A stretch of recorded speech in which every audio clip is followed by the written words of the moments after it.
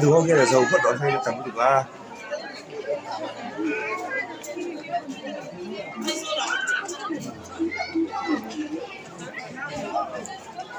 với thì Christmas này nè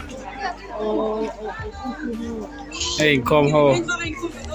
ar tui le thing puan sema Kan bông tệ bông tệ bông đòn bông cái lên đó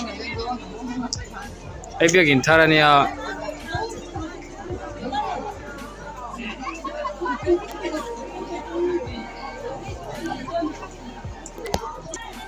mấy hôm trong lần đó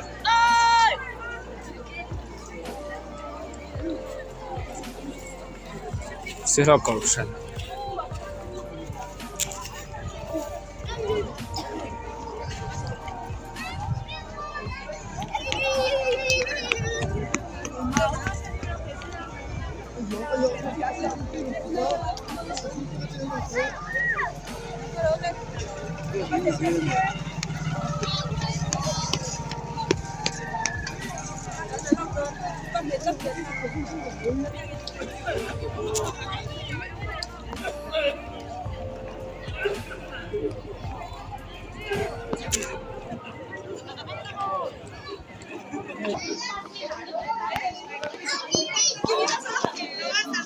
nó từng thế rồi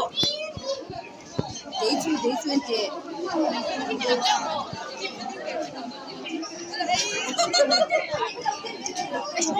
sai kia hai người non tiêu hai người sai kia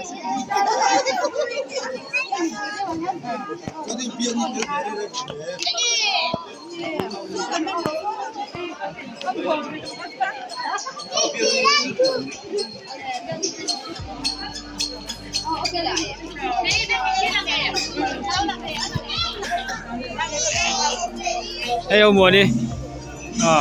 cắt chuyện thế em pha rồi bye bye lúc tệ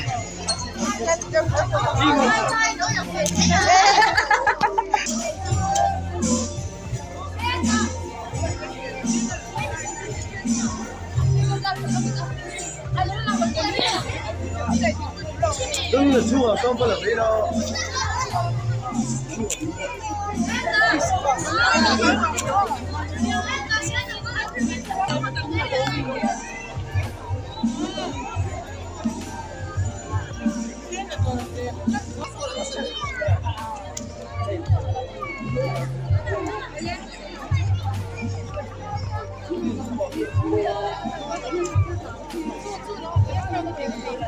nó trời em